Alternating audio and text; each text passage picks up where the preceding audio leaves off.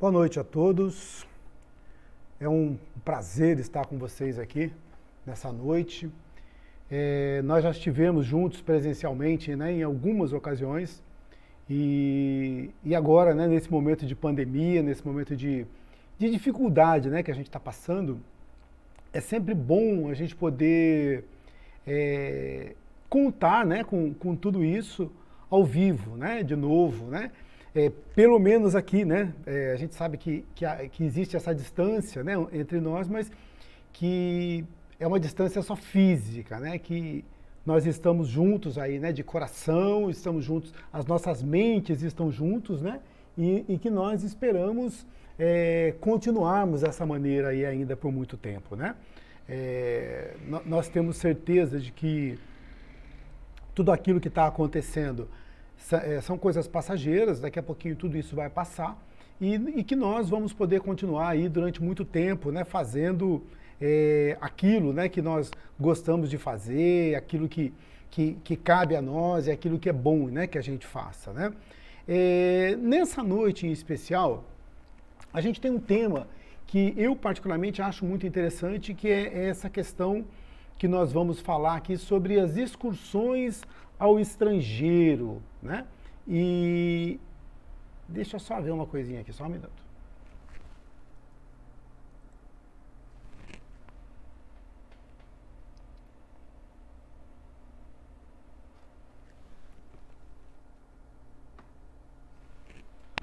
Ok, eu só estava vendo aqui se estava tudo certinho, né? Então, esse tema dessa noite, né, que é o nosso tema aí, excursões ao estrangeiro, é um tema muito bacana, é um tema palpitante. Eu sinto, né, a gente não está junto, porque seria um tema muito bacana para que nós pudéssemos discutir, conversar sobre uma porção de assuntos aí que com certeza, né, nós íamos ter condições de aprendermos juntos, né? O que é importante a gente colocar, e eu gosto de colocar isso em todas as aulas que a gente tem a oportunidade de fazer. Nesses assuntos, como esses que nós vamos tratar hoje, não existe professor, não existe aluno. Na verdade, eu sou um mediador, tá? Então a gente vai trabalhar no intuito de tentar entender isso que o Evangelho nos coloca, essas ideias maravilhosas que Jesus nos coloca e que a gente vai tentando entender, que a gente vai tentando fazer com que elas possam fazer parte daquilo que a gente vai construindo aí, né, dentro da nossa personalidade, dentro da nossa vida, dentro do nosso entendimento, tá? Então vamos lá, vamos tentar pegar aqui o nosso primeiro, o nosso primeiro slide, né? Que são as excursões ao estrangeiro. Vamos lá então para o segundo, para que a gente possa entrar. Então qual que seria o objetivo dessa aula? O objetivo dessa aula é mostrar locais por onde Jesus passou e a situação espiritual em que se encontravam os habitantes desses lugares, tá? E o que a gente vai ter que evidenciar sempre? O árduo trabalho de evangelização a ser feito. Tem muita coisa para se mostrar, né? E aí, lá no final, a gente vai falar um pouquinho também sobre a transfiguração de Jesus e o que isso significa para todos nós, ok? Então, vamos lá, vamos continuar.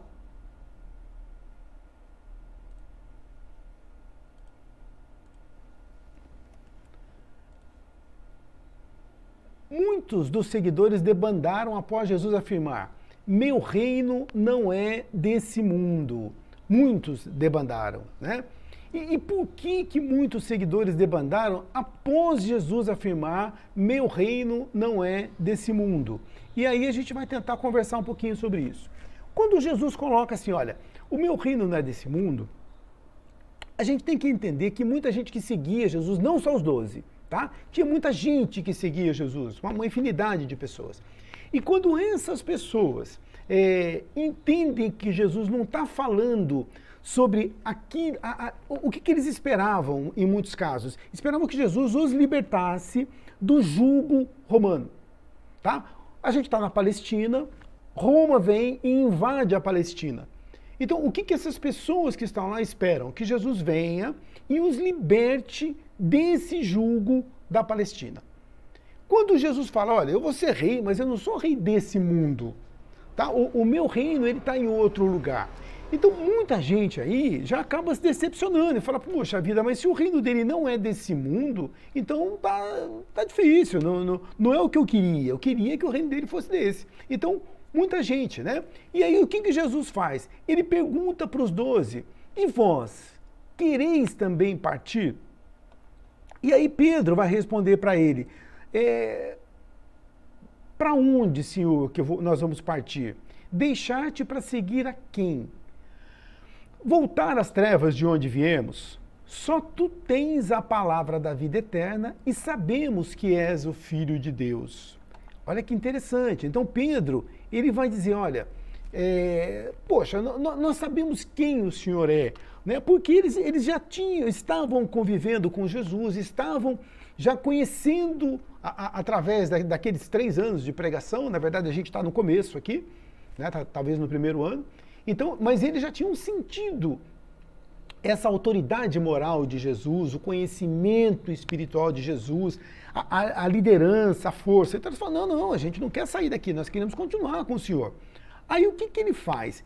Ele vai reunir esses nossos irmãozinhos, os 12, consagra e lhes dá recomendações de como agir quando não estivesse mais presente. Então, o que ele vai dizer? Ele vai falar assim, olha, o negócio é o seguinte, a gente tá aqui, mas eu vou dar para vocês algumas recomendações de como vocês vão ter que agir daqui para frente, tá? E o que seria essa consagração que Jesus faz? Tá? Então, essa consagração, lá na casa da sogra de Pedro, Jesus consagra os apóstolos. Mas como que ele consagra?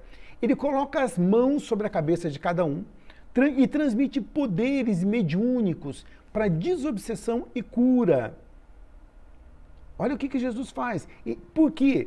Lembra que Jesus, em muitas ocasiões, ele fala assim, vós sois deuses e vós sois capazes de fazer tudo aquilo que eu faço. Então, quando ele vem e fala para esses caras que eles são deuses e que eles são capazes de fazer aquilo que ele fazia, o que a gente vai entender disso tudo, né? Então, Jesus vem e fala assim, olha, vós sois capazes de fazer tudo isso. Então, fique tranquilo que vai dar tudo certo, vocês vão conseguir fazer tudo aquilo que eu faço. E aí ele dá para eles essa condição, tá? De fazer desobsessão, que nós sabemos que muitos dos problemas que as pessoas tinham naquela época estavam ligadas à obsessão, a obsessores, e cura.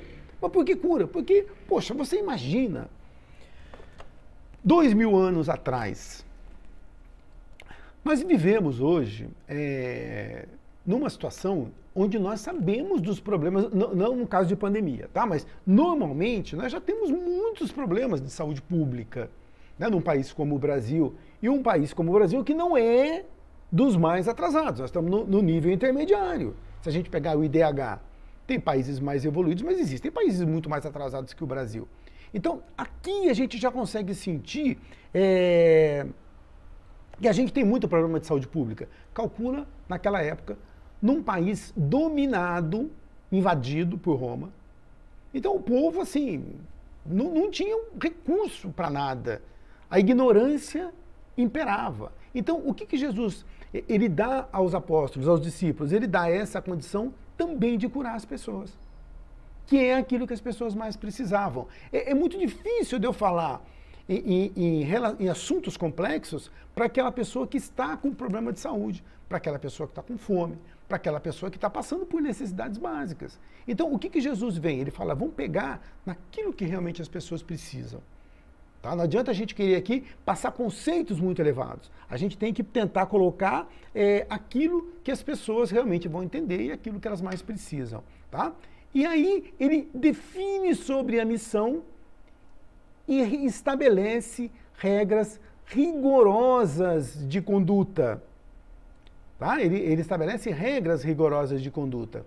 E aí ele diz, eis a vossa missão. Agora vão em meu nome. E vamos tentar pegar aqui cada um desses tópicos para a gente poder entender um pouquinho do que ele está falando. Agora vão em meu nome. Não sigam o caminho fácil, comum. Vão à busca dos angustiados, curem os enfermos, trabalhem de coração, esclareçam os desiludidos, não ajunteis o supérfluo em alforjes. Então vamos lá. Agora vão em meu nome. Vamos tentar agora pegar um pouquinho de cada um aqui. Quando Jesus está dizendo agora vão em meu nome, a gente vai entender. Poxa, usem aquilo que eu ensinei para vocês. Utilizem os meus ensinamentos. E façam tudo aquilo que vocês forem fazer, colocando o meu nome à frente. Por quê? Porque Jesus é alguém que tem uma autoridade moral muito grande. E quando você coloca esse nome na frente, muitas portas vão se abrir.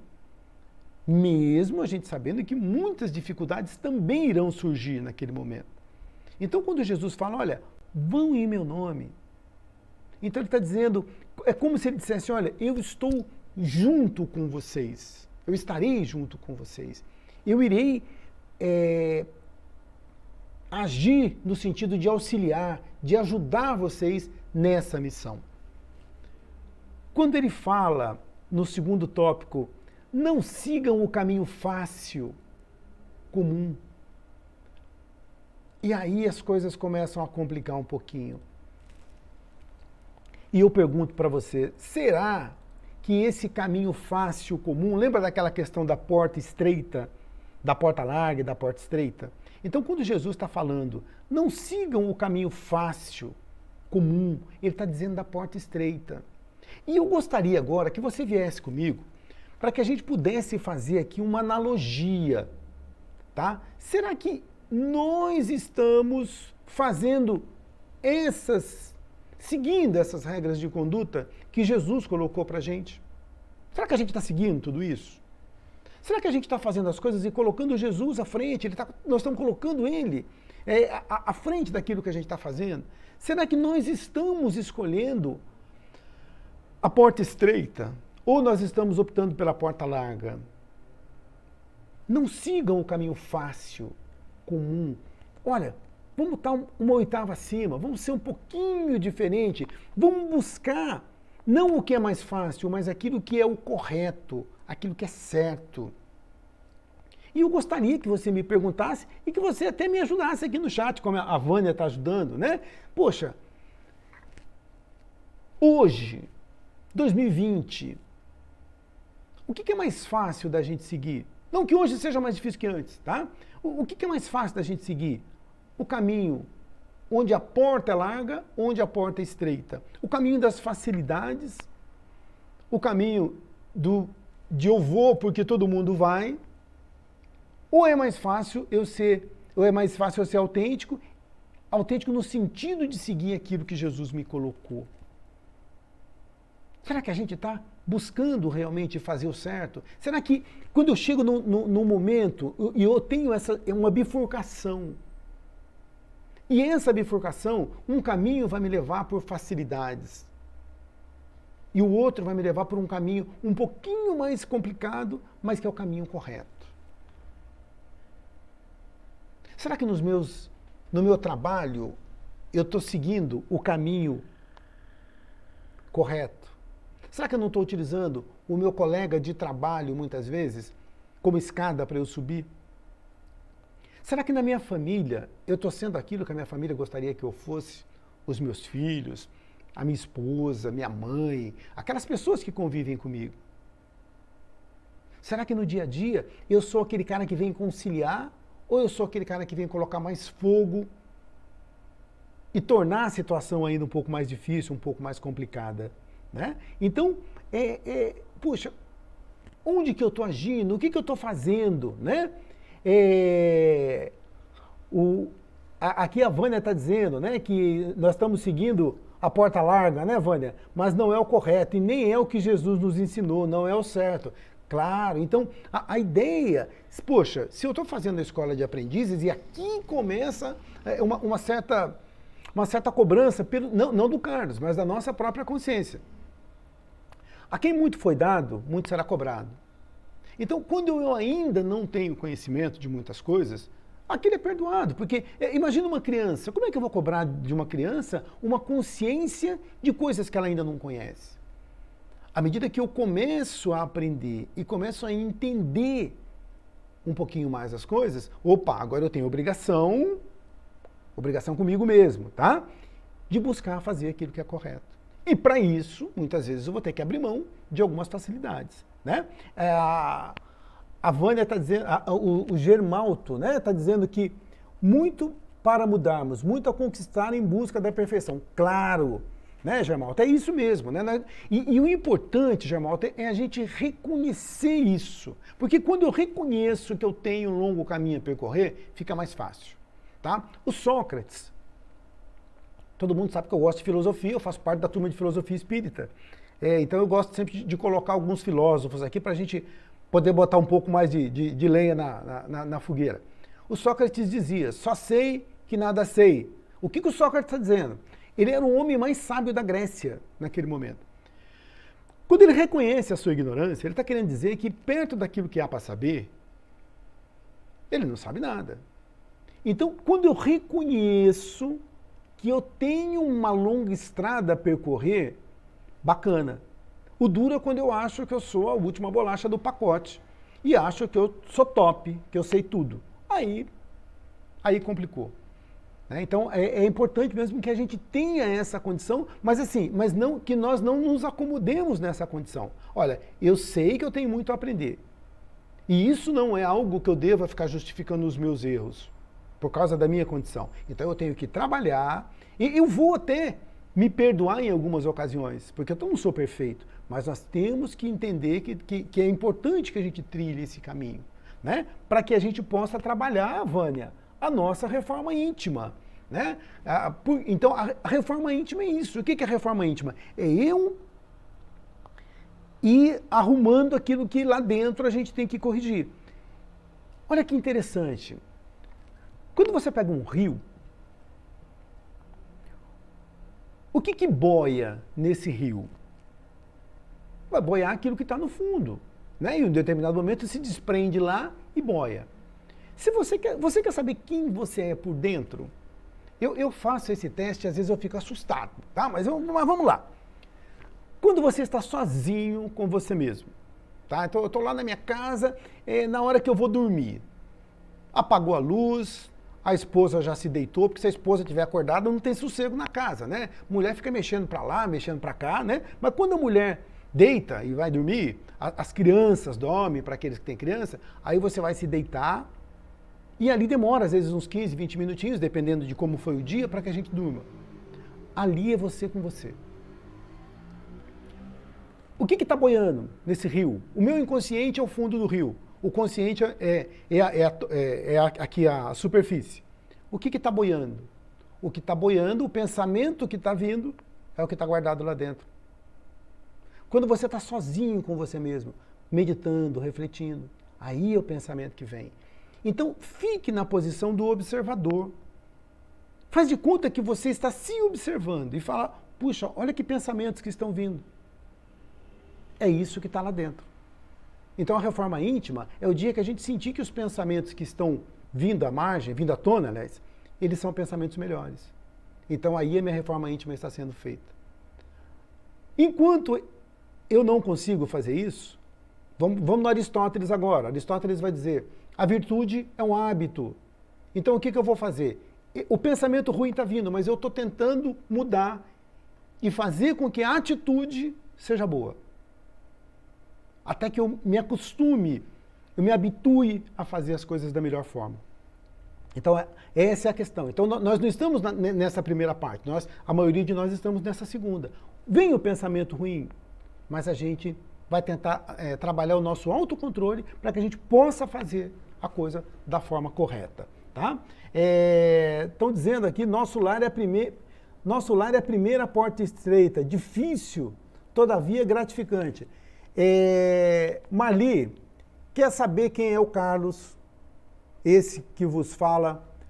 Não pergunte para outra pessoa a não ser minha esposa, que vive comigo há muitos anos. Pergunte para meus filhos, eu tenho 4 filhos, 3 meninos e 1 menino. Pergunte para eles quem é o Carlos. Pergunte para a pessoa que trabalha o dia inteiro ao meu lado. Essas pessoas vão te dizer quem sou eu. Então, na família, não existe a persona. Na família, persona é máscara, tá? Então, quando eu estou no centro espírita, existe eu falo eu de um modo geral, existe a persona. Pode ver que a gente chega no centro, a gente fala até mais manso, né? Boa noite, irmãos. Que a paz esteja com todos vocês, né? A gente fala manso, a gente fica tranquilo, todo mundo fala, nossa, que maravilha esse homem. Quando a gente está num ambiente, às vezes, mais público, a gente acaba tendo que usar essa máscara, essa persona. Mas quando a gente está em casa, não tem persona. Ali eu sou eu mesmo. Então é ali, são aquelas pessoas que vão dizer realmente quem eu sou. Né? Ou seja, nós somos vários personagens e lá em casa, muitas vezes a gente tira um pouquinho dessa máscara, fica um pouquinho, mas a gente tira e aí é aquilo que vai transparecer. Por isso que é importante a gente ouvir muitas vezes a família, porque é a família que nós temos, é na família que nós vamos ter que passar por várias coisas e é lá onde a gente aprende.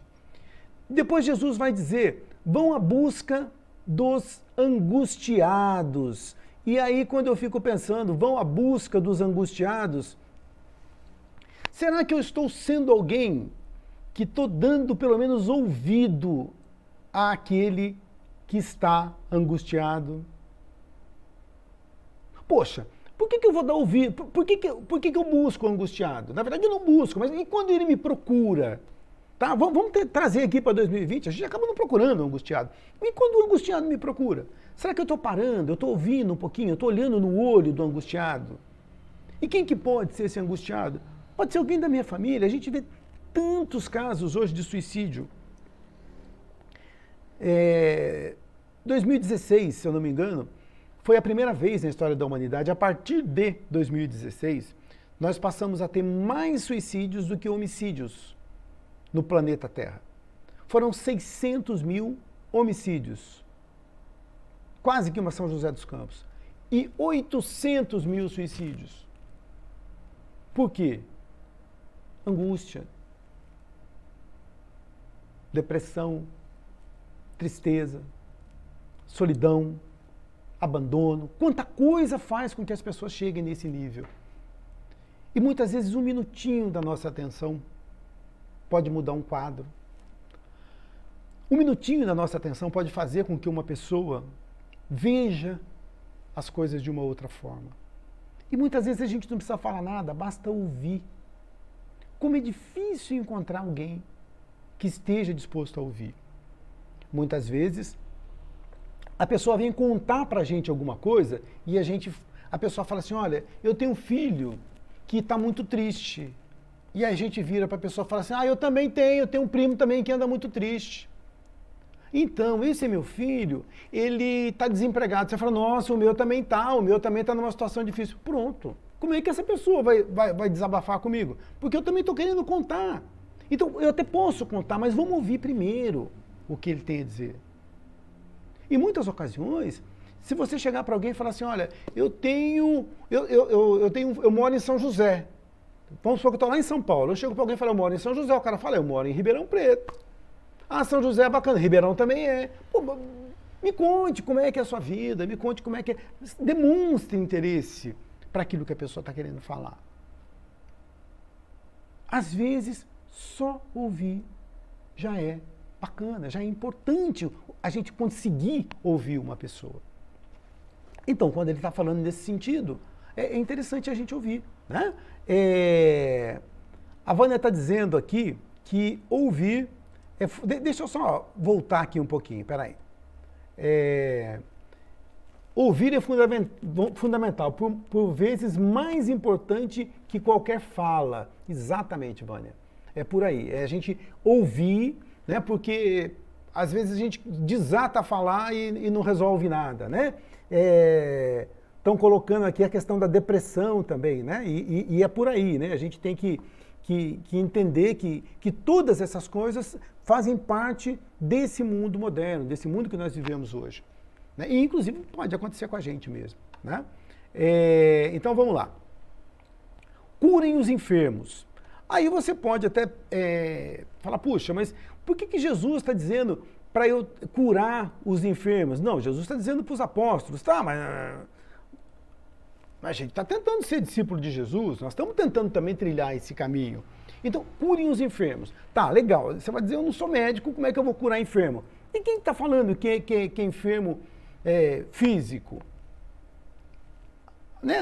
Nós temos as nossas afecções da alma, nós temos as nossas...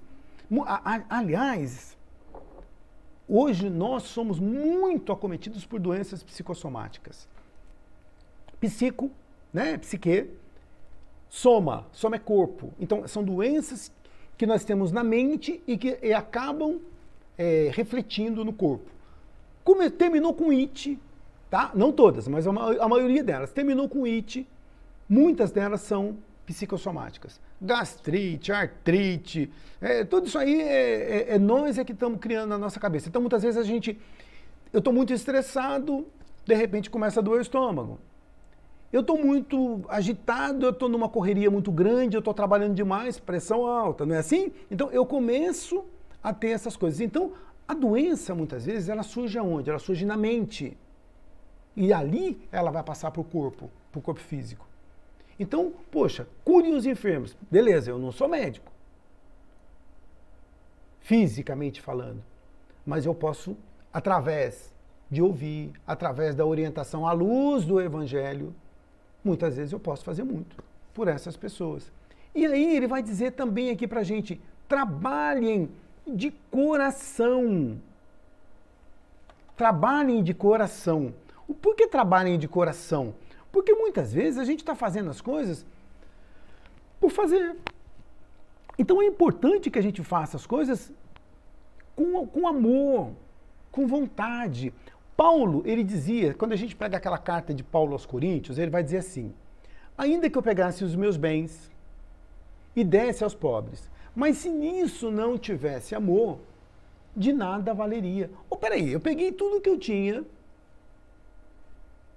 e dei para os pobres. Mas não valeu nada? Não. Se você fez isso sem amor, se você fez isso simplesmente para ser salvo ou coisa desse tipo, não valeu nada. Então, tudo aquilo que a gente vai fazer, o que Jesus nos orienta? Trabalhem de coração. Entendam que é isso que realmente importa. Nós queremos ter um mundo bom, queremos viver num mundo legal. Poxa, então seja melhor. O Gandhi dizia, olha, seja você a mudança que você quer ver no mundo. Quer um mundo melhor? Seja melhor. Mas faça isso de boa vontade, faça isso de coração. Se você vai fazer uma comida, faça o melhor que você puder.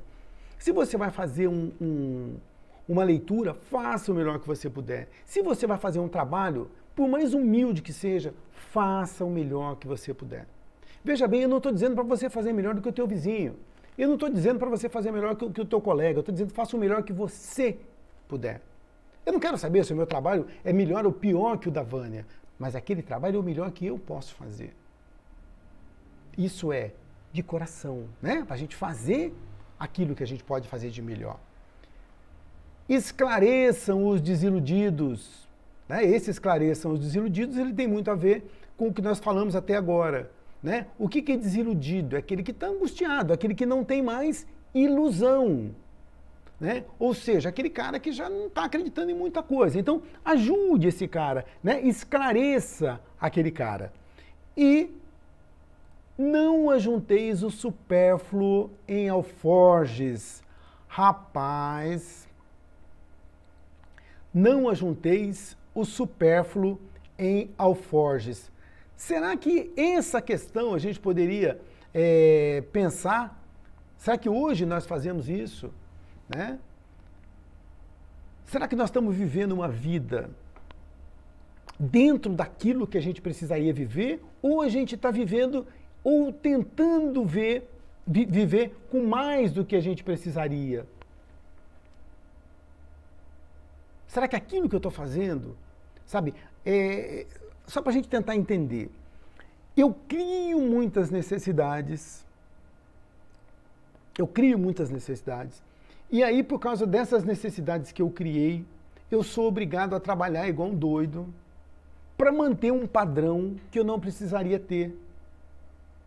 E aí o que acontece? Eu acabo tendo que gastar esse dinheiro que eu ganhei muitas vezes em remédio, ou perdendo importantes anos da minha vida, perdendo contato com a família, perdendo contatos super importantes. Por quê? Porque eu estou tentando ter aquilo que eu não precisaria ter.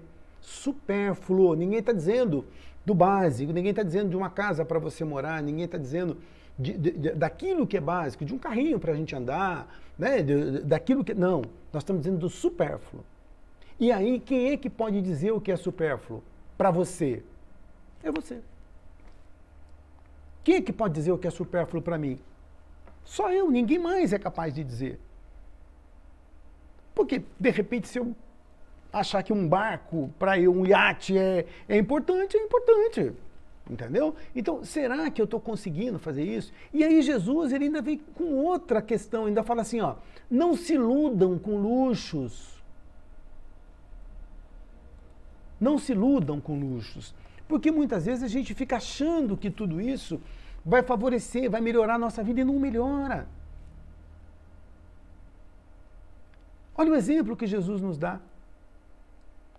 Eu não sei se você já sacou, se você já reparou, mas pega Jesus, vida simples, extremamente simples. Chico Xavier, vida simples.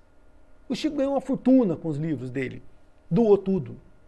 Divaldo, quem assistiu o filme do Divaldo, vai ver que o Divaldo também tem direitos autorais em muitos livros, tudo jogando, né?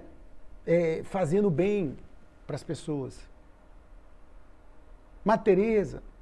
Então, quando essas pessoas que são espíritos que estão um pouco acima, eles fazem, eles demonstram essa humildade, a gente vai entender que a humildade, ela é muito mais uma conquista do espírito. Humildade nesse sentido, tá? Não estou dizendo esse desprendimento das coisas materiais, não humildade é outra coisa. Esse desprendimento das coisas materiais é um atributo daqueles que são realmente mais evoluídos. Então, é claro, eu ainda não estou nesse nível espiritual, mas eu posso refletir um pouquinho e tentar, né, ver aqui na minha vida se eu estou conseguindo viver com aquilo que é suficiente para mim, ou se eu estou buscando uma porção de coisas e perdendo o meu tempo, muitas vezes, com aquilo que seria desnecessário. Aí Jesus vai dizer uma outra coisa. Busquem aqueles que desejam os bens do céu. Busquem aqueles que desejam os bens do céu. Ou seja, se você quer falar para pessoas, então ele está dizendo, vocês vão sair e vão pregar o evangelho. Então não adianta você ir para aquele cara que ainda está naquela condição de buscar só os bens da terra. Mas vá dizer, vá pregar para aqueles caras que querem o seu crescimento moral, que querem o seu crescimento espiritual. Senão você vai estar plantando em solo árido, você não vai conseguir muita coisa. Ou seja, existe uma outra frase no Evangelho, né, que é meio dura, que diz, não dê pérolas aos porcos. Ou seja, não é que ninguém está chamando ninguém de porco, mas assim, não adianta você oferecer algo para aquele que não quer. Então, já que você vai sair, vai pregar o Evangelho, então procure fazer para aqueles que realmente querem ouvir. E aí a pergunta que eu faço para mim mesmo, será que eu sou um desses caras que deseja os bens do céu? Será que se um discípulo, aliás, se um desses apóstolos chegasse, ele iria me ver como alguém que está buscando os bens do céu, ou ele iria dizer, ó, esse aqui pode cair fora, porque esse aí não está interessado naquilo que a gente vai dizer. É uma reflexão, né, que a gente vai ter que fazer. Aí ele vai dizer também, haverá mais rigor com os hipócritas do que com os pecadores.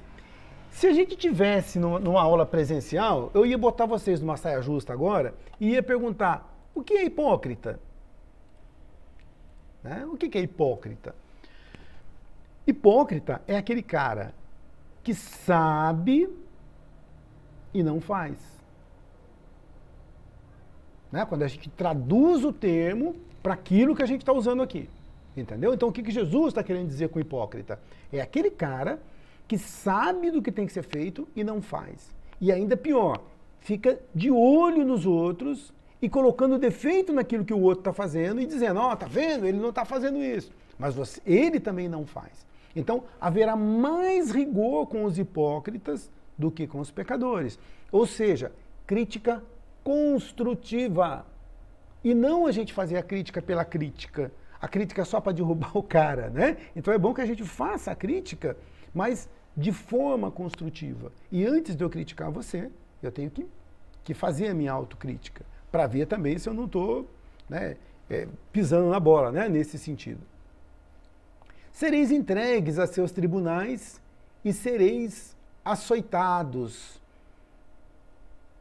O que ele está querendo dizer para a gente aqui? Né? Que muitos dos discípulos vão tentar levar essa mensagem, mas vão apanhar. Por quê? Porque eles estão mudando as regras. Eles estão tirando as pessoas da zona de conforto. Então, quando eu começo a tirar uma pessoa da zona de conforto, é claro que as pessoas vão bater. Você quer ver um exemplo bacana? Vamos lá. Há alguns anos, eu sei que a maioria aí é tudo novinho, né? Eu acho que não deve ter ninguém com mais de 30 anos nessa turma. Eu lembro que eu fui algumas vezes aí, é todo mundo novo, né? Mas, antigamente, a gente não podia andar de cinto de segurança. Tá? Não podia, sem cinto de segurança. Aí veio lá um determinado governador e falou, olha, a partir de agora, todo mundo vai ter que andar de cinto de segurança. Puxa vida, esse cara tirou todo mundo da zona de conforto. E todo mundo começou a falar mal do governador. Até que todo mundo enxergou que andar sem cinto de segurança que era uma loucura. A gente tinha que andar com cinto, senão toda hora ficava morrendo gente aí porque estava andando sem cinto de segurança. Antigamente, todo mundo fumava em todos os lugares. Quem é fumante? Hoje não pode. E quando alguém falava, olha, não pode fumar nesse ambiente, a pessoa falava assim, os incomodados que se mudem. Quem, assim como eu, tem mais de 30, vai lembrar disso. Hoje, se um fumante acender um cigarro no lugar fechado, as pessoas vão pedir para ele fumar em outro lugar. Entendeu? Ou seja, tirou da zona de conforto, quando você tira, todo mundo fica bravo. Então, olha, não pode fumar, todo mundo bravo com aquele que disse que não podia fumar. E com o tempo as pessoas vão entender. Todo mundo conhece o mito da caverna de Platão. Eu vou falar rapidamente. São pessoas que estavam acorrentadas, olhando para o fundo de uma caverna. E elas nasceram naquela condição e estavam ali. Atrás deles, na entrada da caverna, tinha uma fogueira. Então, essa fogueira iluminava, né, ela fazia sombra no fundo da caverna. Então, o que essas pessoas que estavam acorrentadas viam, para elas era verdade. Para eles, aquilo era verdade. Até que um dia, alguém consegue se soltar e vai lá fora e vê o mundo real. Ele vê que o mundo não é só sombras, que as pessoas são reais, os animais são reais, a natureza é real. E quando ele olha para a luz do sol, aquilo deixa a vista dele, né, completamente embaçada, e ele não consegue enxergar nada ali. E ele fala, puxa vida, eu estou vendo então agora como é o mundo, e como a gente ali dentro só vivia de ilusões. Quando ele volta lá dentro da caverna, e vai contar isso para as pessoas querem bater nele. E fala, você é louco, você é doido. Essa aqui é a nossa realidade. Isso que você está falando lá é coisa de louco, você é doido. E eles acabam açoitando e expulsando esse cara da caverna. Por isso que Jesus fala, sereis entregues a seus tribunais e sereis açoitados. Justamente por isso. Porque quando você mostra a verdade, as pessoas vão acabar brigando com você. Pois é o Espírito amoroso do Pai que fala em todos nós. O que é esse Espírito amoroso? É aquele Deus que está dentro de mim, dentro de você e dentro de cada um de nós. Ou seja, dentro de cada um de nós existe uma centelha divina, existe uma fagulha divina. E se a gente não enxerga isso, né, esse Deus que habita em cada um de nós, a gente ainda está longe de encontrar a verdade. Ou seja, Deus ele está em toda parte, né? Deus é onipresente. Deus está em mim, Deus está em você. Deus está em cada um de nós. Deus está na nossa sogra, Deus está no cunhado, Deus está em todo mundo. Você entendeu? Nas pessoas, talvez, que você não goste, Deus está. E quando você faz mal, ou deseja mal a alguém, pô, mas dentro dele não tem Deus? Tem. Então a gente também está fazendo algo contra Deus. Simples assim. Ok? Vamos lá continuar então um pouquinho. Esse aqui é o mapa da região lá da Palestina na época de Jesus, tá? A gente vai ter aí a Judéia, a gente vai ter mais para cima um pouquinho a Cesareia de Filipe, vai ter Nazaré, vai ter uma porção de lugares por onde as pessoas vão passar, tá? Os nossos amigos vão passar. Vamos lá então para o próximo slide, para que a gente possa entender um pouquinho do que vai acontecer. Jesus ele vai passar em Betsaida, e em Betsaida é pertinho. Jesus morava em Cafarnaum, tá? É ao lado do lago ali de Genezaré. Jesus não morava em Nazaré e nem morava em Jerusalém. Jesus morava em Cafarnaum. E Betsaida é próximo a Cafarnaum. Ali em Betsaida acontece aquela multiplicação dos pães. O que a gente pode ver nessa multiplicação dos pães? Que todo o milagre de Jesus, eu gostaria que a gente passasse a ver de uma outra forma daqui para frente. Não o milagre em si, tá? E não vamos discutir se aconteceu ou não aconteceu. Isso aí não adianta. Mas vamos tentar entender que Jesus sempre falou muito por parábolas. E por trás de cada coisa que Jesus fala, ou de cada milagre, ou de cada parábola, existe um ensinamento. Então, na verdade, não vamos encarar isso como multiplicação dos pães, mas como o compartilhamento. Então, Jesus, ele não divide, Jesus compartilha. Então, quando ele compartilha as coisas, dá para todo mundo. Tá? Por exemplo, uma coisa que a gente pode compartilhar, que não vai acabar, é o amor. É o carinho. É o conhecimento. Quando você pega o seu conhecimento e compartilha com as pessoas, você não deixa, você não vai passar a saber menos por causa daquilo. A sua atenção. Né? Então, ou seja, é a gente buscar compartilhar aquilo que Jesus nos dá e aquilo que nós temos. Quando ele vai para Fenícia, Fenícia é a terra dos cananeus, que são adiantados materialmente e intelectualmente, mas pouco adiantados espiritualmente. Eles traficavam com os escravos, com os quais eram impiedosos. O que a gente pode tirar daqui da Fenícia, né, desses cananeus? Adiantados materialmente e intelectualmente, mas pouco adiantados espiritualmente. O que ele está dizendo para a gente?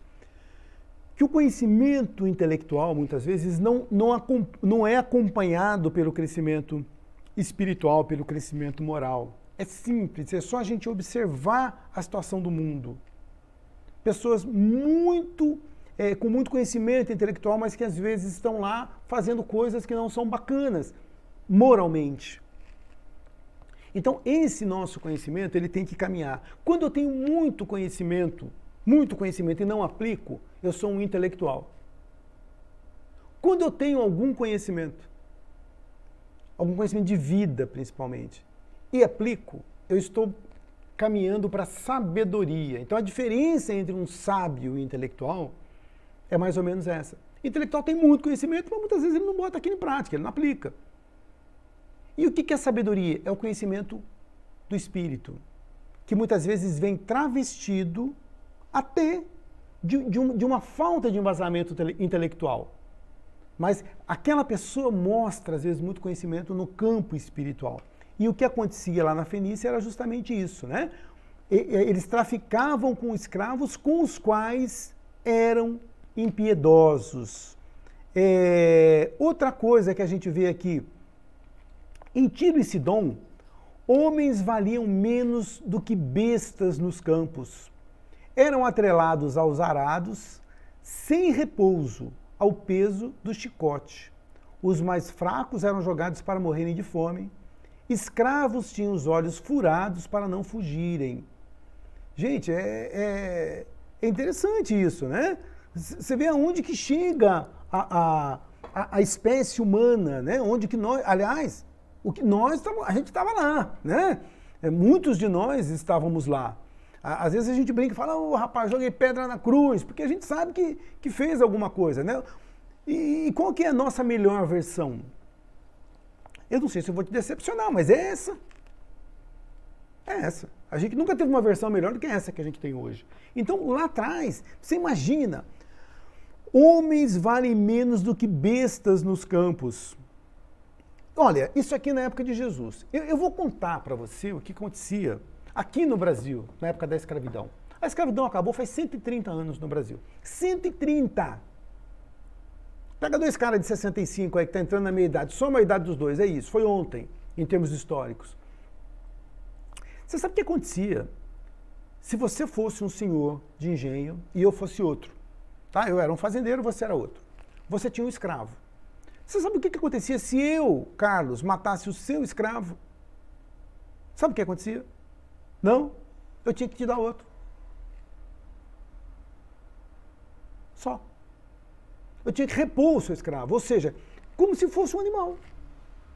Nós estamos falando de 130, agora você calcula 2000 anos atrás. Você furava o olho do cara para ele não fugir. Né? Então, assim, e aí a gente fala, às vezes, que não está havendo evolução espiritual. É claro que está havendo evolução espiritual. Está havendo uma evolução acelerada. Só que por aquilo que nós temos de conhecimento já era para a gente estar um pouco mais à frente. Mas existe sim, está havendo uma evolução a cada dia. Tá? Só para a gente entender o que nós éramos, espécie humana, e para onde nós estamos caminhando. Mas é claro que no começo alguém falou assim, nós ainda temos um longo caminho a percorrer. Né? Quando a Vânia diz aqui, puxa, é mercantilismo puro. Sim, você vendia as pessoas, né? E em troca de dinheiro e acabou. 2000 lá, 130, estava aqui no Brasil, 130 anos atrás. E na Itureia, nós tínhamos ritos sangrentos aos deuses pagãos. Ou seja, a gente estava numa condição aqui que era lamentável, né? A gente ainda estava passando por um momento muito complicado e é por isso que Jesus diz para os discípulos, né? Olha, a tarefa é árdua, o caminho a ser percorrido é um caminho árduo, né? E ele instruiu para que conhecessem o mundo e ficassem preparados para enfrentar as dificuldades, misérias e maldades humanas. E aí eu vou fazer mais um questionamento aqui. Quando a gente fala que a gente tem que estar preparado para entender e enfrentar as maldades e misérias humanas, a gente tem que entender o seguinte, tudo isso acontece por causa do nosso estágio evolutivo. E se a gente quer que a situação melhore, que as coisas melhorem, nós temos que trabalhar em 2 pontos. E eu gostaria que você entendesse e viesse comigo nesse pensamento. Eu tenho que me melhorar. Eu tenho que ser uma pessoa melhor. Não é que eu tenho, eu deveria buscar ser um ser humano melhor. Também não adianta, né? Vamos buscar ser cada um ao nosso tempo, como alguém disse ali, né? Mas, lembra da luz? Né? Ninguém acende uma luz para ficar escondida. Puxa, se você é essa luz tem que brilhar. Essa luz não tem que ficar escondida, não. Essa luz tem que brilhar. Essa luz, ela tem que ser mostrada, mas não no intuito de ostentação, mas no intuito das atitudes que nós vamos tomar. Nós temos que viver como cristãos. Nós temos que buscar levar o amor, levar o entendimento, levar o conhecimento onde a gente passar.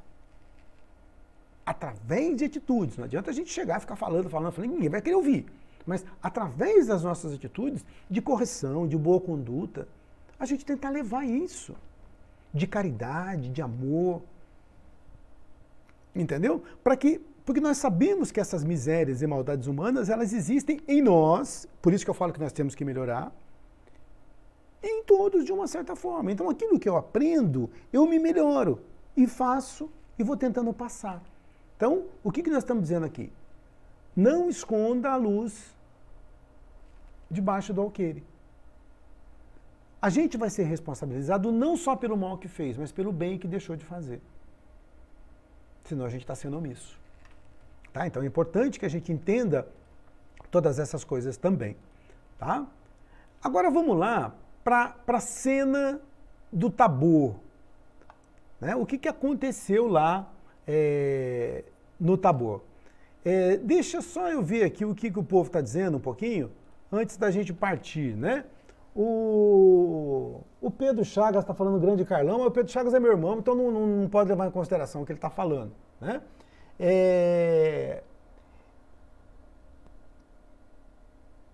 Tá. O Pedro está falando que eu sou bravo, né? Na verdade, é só o tom de bravo, tá? Mas não tem nada de bravo também, não. Ou seja, então, que existem temas, muitas vezes, que são palpitantes, né? E quando a gente entra nesses temas, é importante que a gente possa realmente usar isso com um pouco mais de energia e para falar para a gente mesmo. De repente a gente fala bastante e isso chega para a gente mesmo, né? Chega para o nosso coração, né? Para que a gente possa, muitas vezes, botar em prática. Porque os ensinamentos de Jesus, no meu entendimento, são como uma receita médica. Não adianta eu ir ao médico e o médico me receitar lá um remédio e eu volto daqui um mês e ele fala: o senhor melhorou, senhor Carlos? Eu falo: não melhorei, doutor. Ele fala: mas você tomou o remédio? Não, também não tomei, porque achei que aquele remédio não era legal. Então eu não vou melhorar. Então os ensinamentos de Jesus, eles vão muito por esse caminho. À medida que eu aprendo, eu deveria botar em prática. Porque à medida que a gente bota isso em prática, a gente vai melhorando como ser humano. Se a gente só ouvir e achar que aquilo é para os outros, né? Então fica um pouco mais complicados, né? Vamos lá para a cena do Tabor. Então Jesus, ele vai lá para o Tabor, para esse monte, né? E lá vai acontecer essa transfiguração, né? Os discípulos perguntam, atingida a base do monte, Jesus determinou que os discípulos permanecessem ali enquanto ele, fazendo-se acompanhar de Simão Pedro, Tiago e João, seu irmão, subiu ao cimo do monte, onde deixou esses discípulos para trás e avançou até o ponto mais alto, onde pôs-se a orar. Narra o Evangelho que os discípulos viram quando um grande esplendor envolveu Jesus, o qual mostrou-se acompanhado por Moisés e Elias, um de cada lado. Essa passagem aí do Monte Tabor, então vamos lá. Ele está subindo, né? E ele está acompanhado aí de Pedro, Tiago e João, né? E aí quando ele chega lá em cima, ele deixa os outros lá embaixo, tá? E aí eles viram quando Jesus é envolvido, né? Por um grande esplendor, por uma grande luz. E alguns dizem que o rosto de Jesus brilhava, né? Por isso que fala que houve uma transfiguração, mudança, né? A expressão muda, né? E aí Jesus acaba tendo tudo isso. E quando viu, ele estava acompanhado de Moisés e de Elias, um de cada lado. E aí,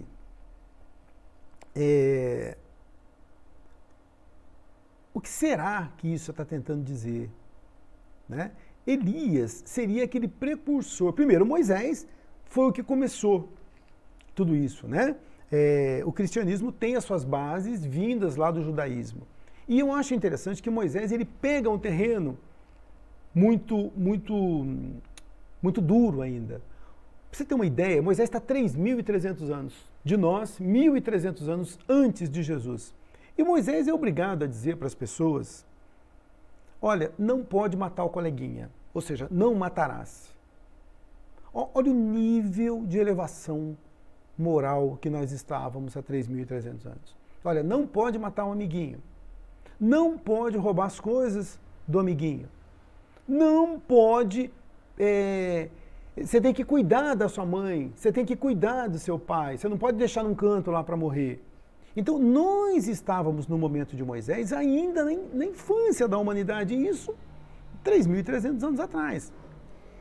Então, Moisés é o precursor. E Elias é aquele que diria que viria anunciar a Jesus. E aí as pessoas vão perguntar, né? Mas Elias já não era para ter vindo? Vamos pegar aqui o próximo slide, né?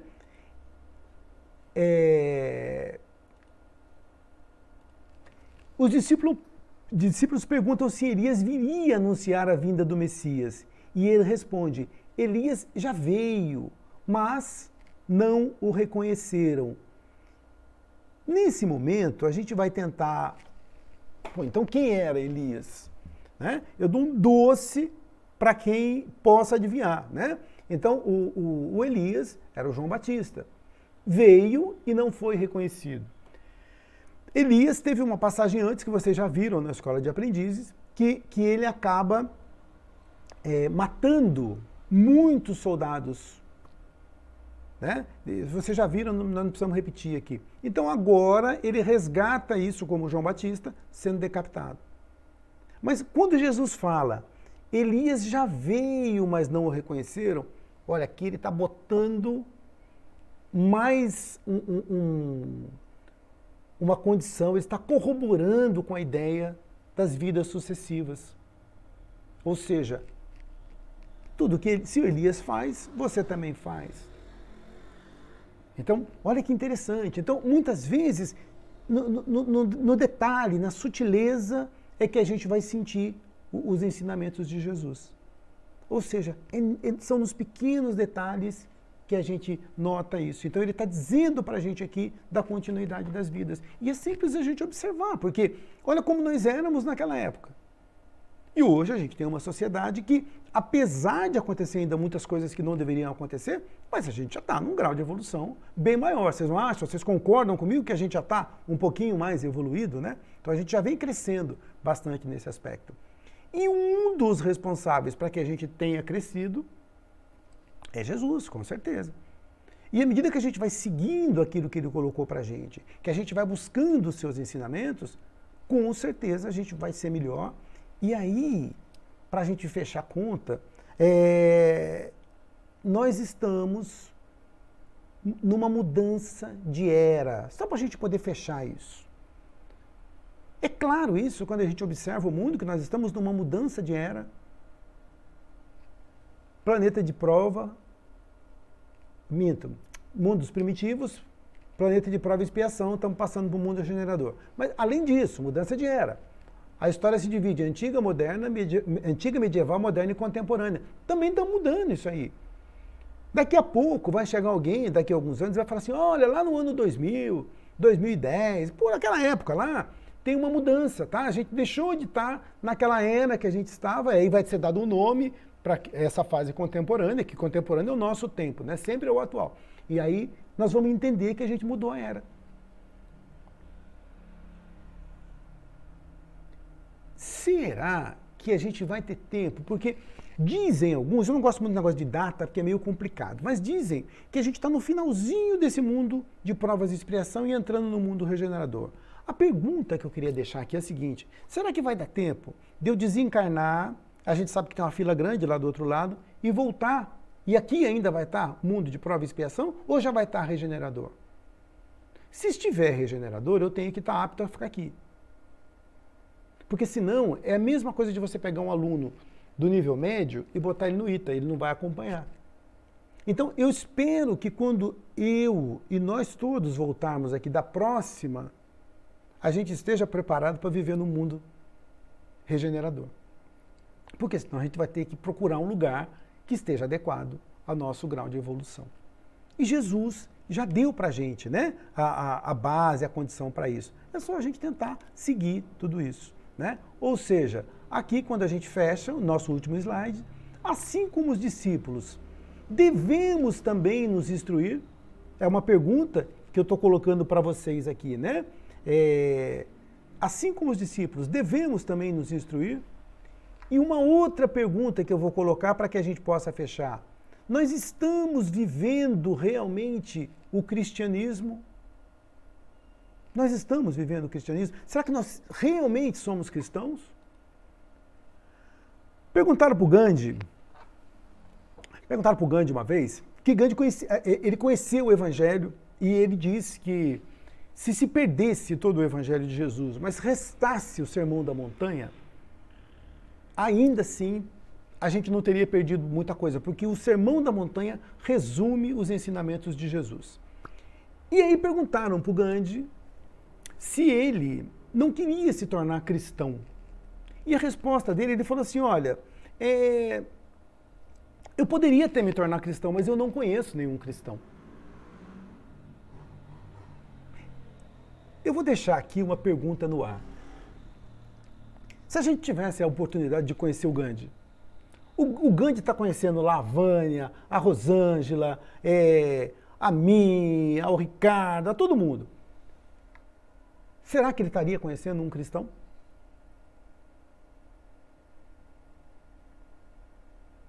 Vamos refletir um pouquinho sobre isso. Mas não precisa me contar a resposta. Vamos tentar refletir e saber se realmente ele conheceria um cristão. Porque quem é cristão? É aquele que procura, pelo menos, praticar os ensinamentos de Jesus. Ok, gente? Tranquilo? Podem ficar tranquilos que eu falo bravo assim, mas não sou bravo, tá? Todo mundo que me conhece sabe que eu não sou bravo, muito pelo contrário, né? É que o tema hoje eu acho que pedia um pouquinho e quando a gente vê, a gente já está falando meio bravo aí, mas a ideia é que a gente possa buscar, não em tom acusatório, tá? Mas em tom de autocrítica para todos nós. Como eu disse, ninguém aqui é professor e todos nós estamos ainda aprendendo, estamos tentando fazer com que o Evangelho seja algo presente, né, nas nossas vidas. Foi um prazer estar com vocês. Eu espero que a gente possa fazer, assim que tudo isso passar, aulas presenciais, onde a gente possa conversar mais, debater mais e ouvir, né, a vozinha de cada um de vocês aí. Tá bom? Eu agradeço pela atenção e vamos agora então fazer um breve encerramento, né, para que a gente possa, né, num ambiente de paz, de harmonia, encerrar a nossa aula. Ok?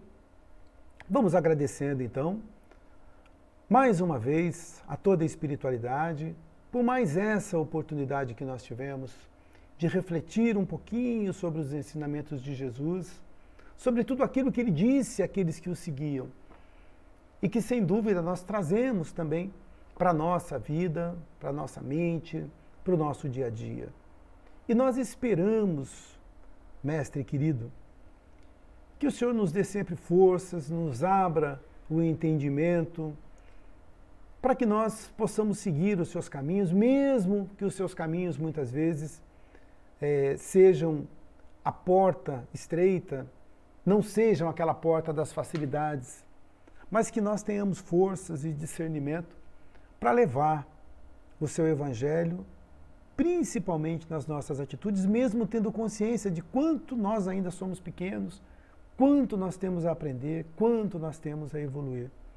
Gostaria de pedir e vibrar por essa turma da escola, da 7ª turma da Escola de Aprendizes, do Farol do Ismael, vibrar por todas as turmas de Escola de Aprendizes, para que juntos todos possamos aprender e trabalhar a nossa reforma moral. Vibramos pelo nosso Brasil, que passa por um momento de grande dificuldade na questão de saúde pública, nas questões políticas, nas questões econômicas.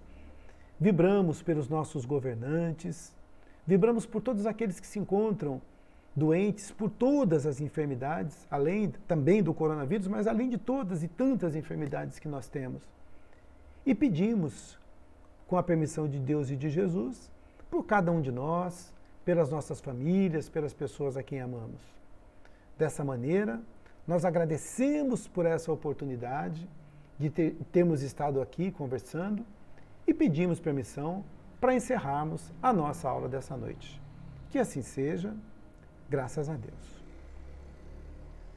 Gente, muito obrigado pela atenção e até a próxima, se Deus quiser. Grande abraço a todos.